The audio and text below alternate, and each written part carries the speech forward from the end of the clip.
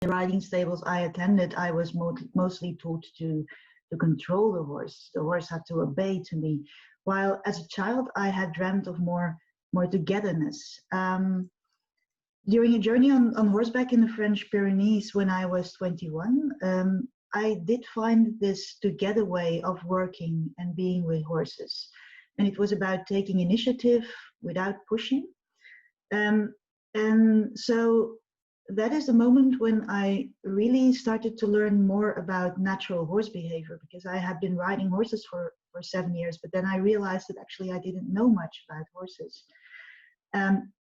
And that led to a completely different way of working with horses. No control, no conditioning, but real, genuine, authentic communication. So for a couple of years, I gave courses about this way of working with horses. Next to my main job, I have been a teacher for 14 years, till 2010. And then in 2010, I became a self-employed coach and consultant. And 6 years later, in 2016, I got to learn about the solution focus approach. And I instantly realized, like, hey, this is what I have been doing with horses all the time. Solution focus, it exists. What is solution focus? Very briefly, it's looking for opportunities when encountering a problem instead of starting to analyze this problem. So it all starts from, what do you want? You build further on what is already working, and you take actions towards progress in small steps. And that is exactly what horses do all the time. So during a solution-focused summer retreat in Hungary, in 2016, I gave a workshop to explain how I recognized the analogies between natural horse behavior and the solution-focused approach, specifically concerning leadership. And people said, yeah, have encouraged me since to write a book about it. So it took me till, well, I think it was September 2018 to actually start writing it. But yeah, now here it is. So that is where it all started. If I just pause a little, some have read maybe that I'm allergic to horses and so on. And I was actually there in Budapest and I couldn't join you there. What were people kind of fascinated by when you, I guess you led them and let them try to hold the rope and so on? And what was fascinating them who have never done this with their instructions of you? What did they learn there and get fascinated by this meeting with the horse? That they could really feel and experience the similarities between solution focus and working with horses or natural horse behavior, and especially that is how to become a leader instead of a boss. And that is also pretty much what I hope that people will learn out of this book. How leaders can turn into bosses, and for bosses to become leaders. It teaches you to become leader instead of a boss. And for teams, it is to adopt more the qualities of a herd. So yeah, it's all about clarity, clear messages, a clear direction, about togetherness, a mindset of let us go somewhere, instead of you must from a boss's perspective, or we have to from a team's perspective. But it's about clarity, it's about togetherness, it's about knowing where you want to go, and above all, that it is so simple. Genuine, authentic, solution-focused leadership really it's not complex theories, but it's really have a clear message, and communicate out of a we, go into an exploration, and that is how you really come to a very authentic way of leadership. So they show it, horses can show us that actually it's so simple. It's not easy, but it is very simple. So you have come upon the words boss, a leader a couple of times here. That's a very distinction there. Could you repeat what you said? I like that. I mean, everybody has probably a thought of what is a boss and a leader. Yes. And could you put it, what's a leader, a boss again? Let's rehearse that, because that's quite interesting. Yeah, I think when I told you in my introduction that when I first started to go to riding stables, that looking back, I was there taught to be a boss of the horse. The horse had to obey to me. It had to do as I said. So then, as a boss in a boss position, you continuously have to be in control. And I think this might be translated to human behavior. I think it might be very helpful when it's in crisis situation and the building is on fire and there is someone who knows the way, and then okay, it's like follow him, follow the boss. But I think a leader position, it is what I learned in the French Pyrenees. We went through tracks that were really scary, but the horses knew it was their surroundings, it was their environment. So you really had to become a team, a herd with a horse that I was riding. And then I felt the journey took 10 days, and we were on horseback a couple of hours a day. And without any control, but taking clear initiative, etc., I was in charge of the what we're going to do and where we are going to ride. But I relied upon the horse to take care of the how will we get there. So that is where then in that journey in the French Pyrenees, I think that's where I discovered how to be a leader instead of a boss. And it resulted in really becoming a herd with that horse that I didn't know before. It was a strange horse to me, and it was amazing what was built up in these 10 days by clarity and by looking back, by clarity and by togetherness. Looking back, these were two very important experiences concerning that. Mm. Quite interesting. So it sounds like if you would enter a room and you have a person standing in front of a group, you could quite early in his way of presenting himself or the message here if he's a boss or a leader? I think so, yes. And it can be in very small things. A leader would, a leader wants to become meaningful for people. A boss wants people to obey. And I make it too black and white. I know there is an in between, but to make it clear, it's always helpful to take the most extremes. And it can be when a boss would say, to give a very simple example, when a boss explains his plans to a group, he would explain his plan. It would be more a one-directional communication.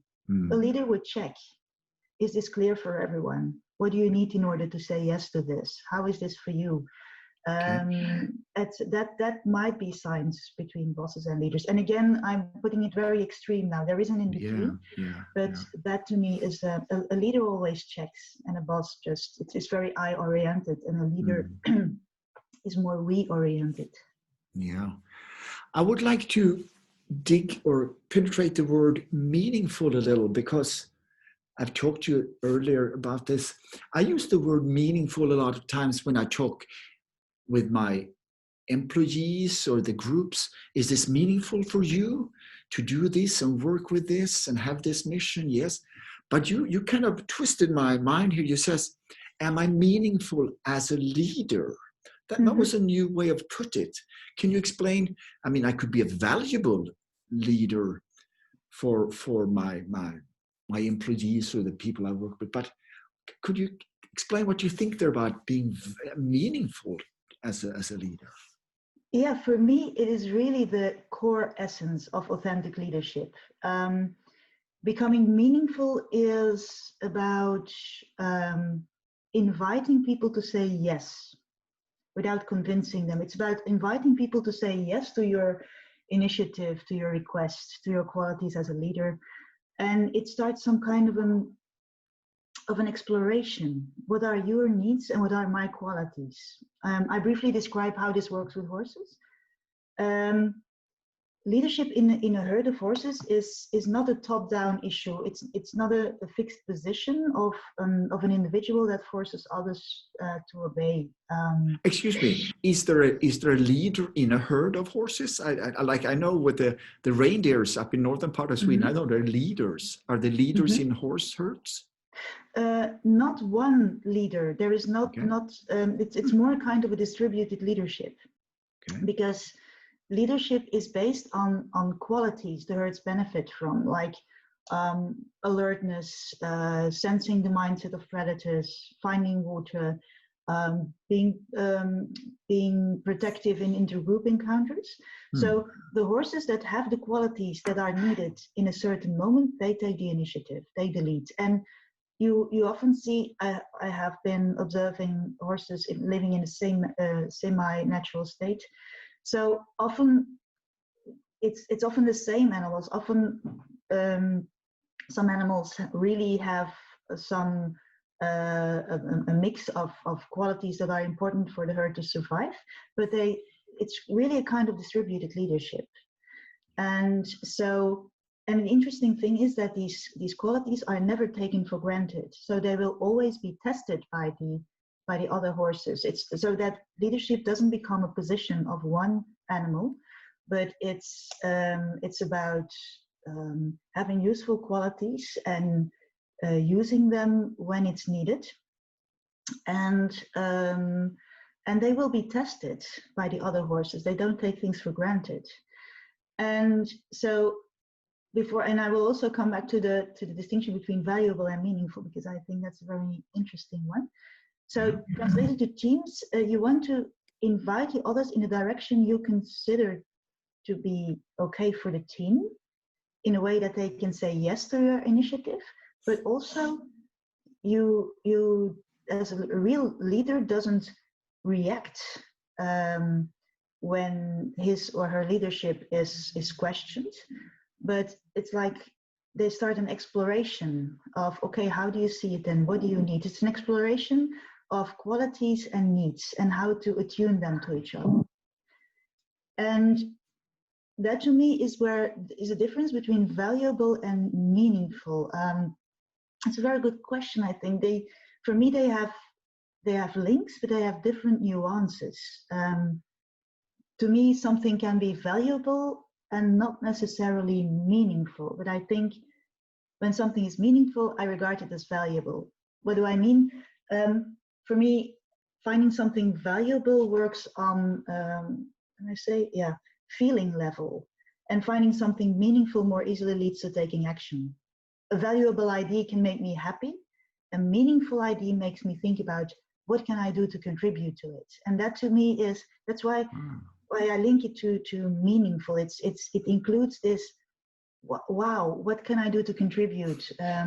How can I show my yes? That is, at least to me, I see that as a difference. Okay, thank you. And that takes time to, what we do in Kwitter all the time, to digest, to talk about, did I understand her? How do I understand? Because that's a key point. And another key point that's in your book, and I was in your workshop with no horses, and we talked about clear messages, and you really challenge us there. What is a clear message, Wendy?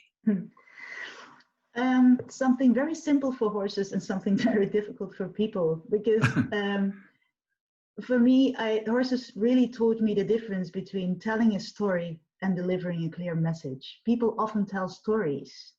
In working with horses, you don't become meaningful by telling a story. You need to deliver a clear message. So clarity or clear messages is important in two directions. It's about giving and receiving clear. And in giving a clear message, to me, is making a distinction between what is my naked message, the core essence of my message, and what is my layer? What is my layer of judgments, interpretations, emotions, assumptions, scenarios? Let me give you an example. An example of a clear message could be, I noticed you didn't put me in CC of the mail you sent to client X yesterday. We had an agreement about that, didn't we? And it really made me angry. So facts, check. And then you mentioned also your layer. It made me angry. A non-clear message would be, I'm not happy with the fact that you ignored my earlier request to put me in CC of meals to client X. There is no distinction between what are the facts, what is the factual information. There is no check. There is an assumption. You ignored my earlier message. So it blurs your naked message. So what is the core? And that is in giving clear messages, and in getting clear messages. Checking and describing are very important. You check instead of interpreting. Do I hear you say that? So what you actually want is, instead of interpreting the other's message. And it's also about describing, like, I see you frown. Is there anything that is not clear to you? Instead of interpreting or assuming, I think he doesn't understand, and I try harder to get my message across without knowing whether the other gets it. So it's really, what is the core essence? Your naked message should fit on a post-it note written with a marker, I think, and the rest is story.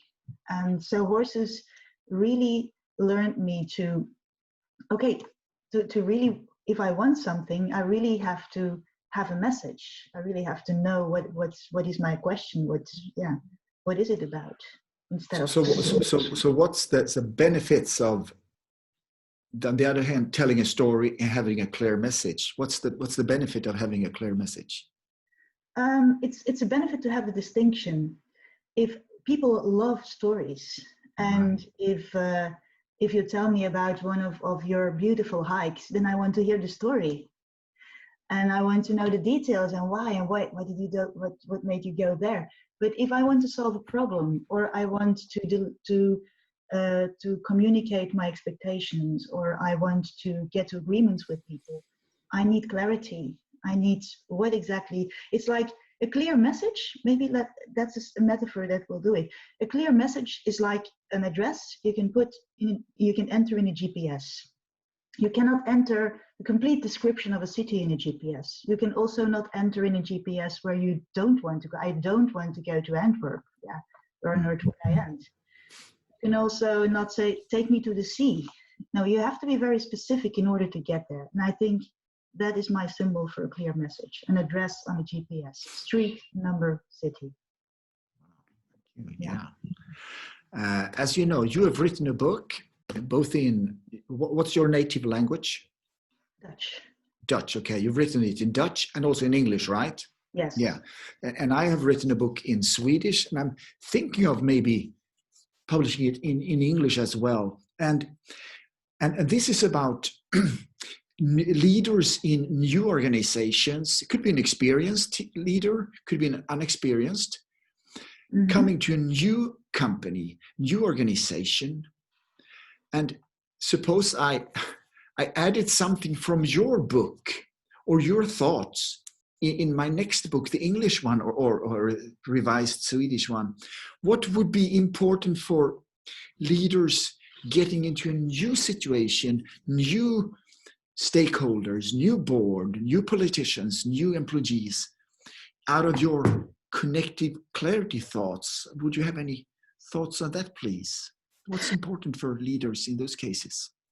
Yeah, it would really be this connective clarity, starting with clarity, transparency, clear expectations. What can I expect from you? What can you expect from me? What is our dot on the horizon? So to start from clarity first, and then attune, that is this togetherness, check, be a leader and not a boss. Use qualities and explore needs, both of you and of your team members. So that you from the start can get towards some kind of a herd, a distributed leadership. And I think I have a symbol for that. This is the symbol I use. It is a tumble clown. And from the start, if you start as a new leader, be like a tumble clown. Have your stability inside, have a steady message, a steady direction.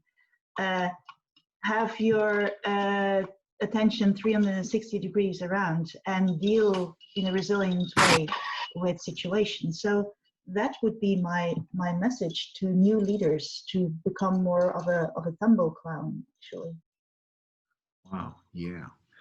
Okay, now we've talked for a while about this, and I know you have a little video showing a little about inviting, pushing, and so on. So maybe we could round up our conversation by showing this to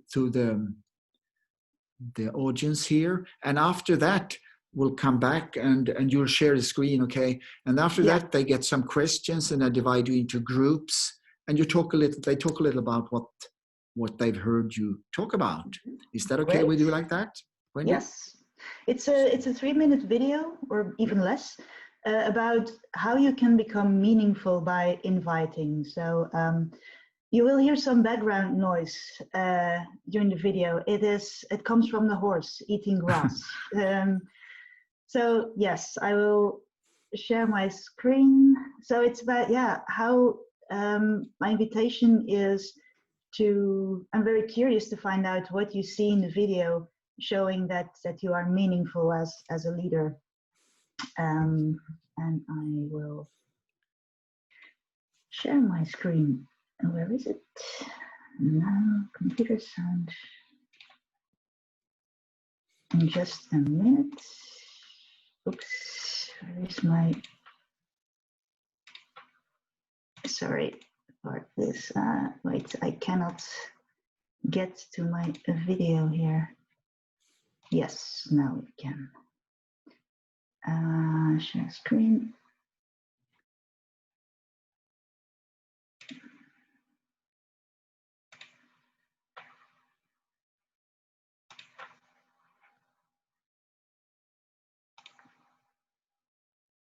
Here we go. Inviting, a solution-focused alternative for, on the one hand, waiting, and on the other hand, convincing. How does it work for horses?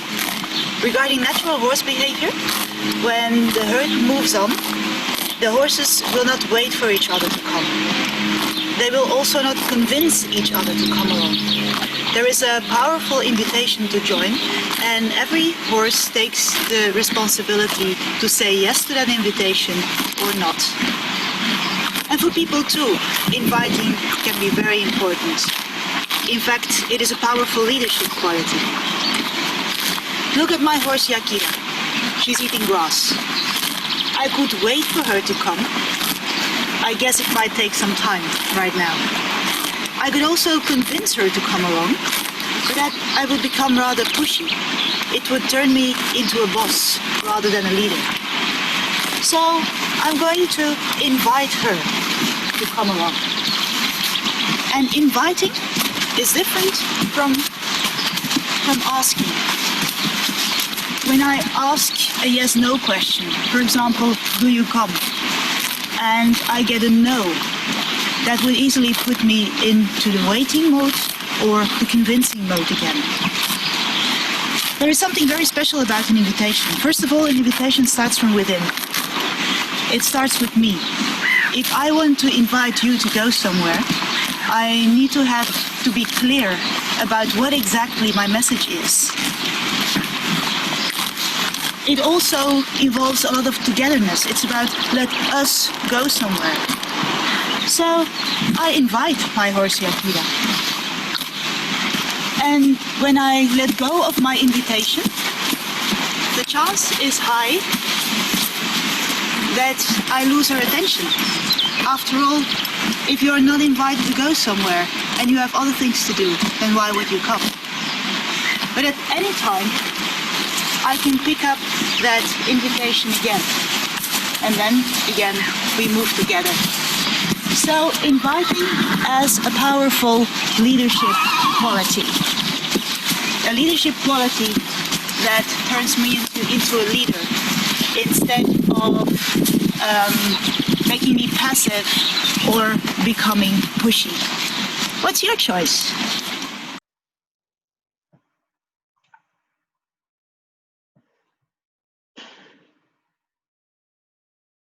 So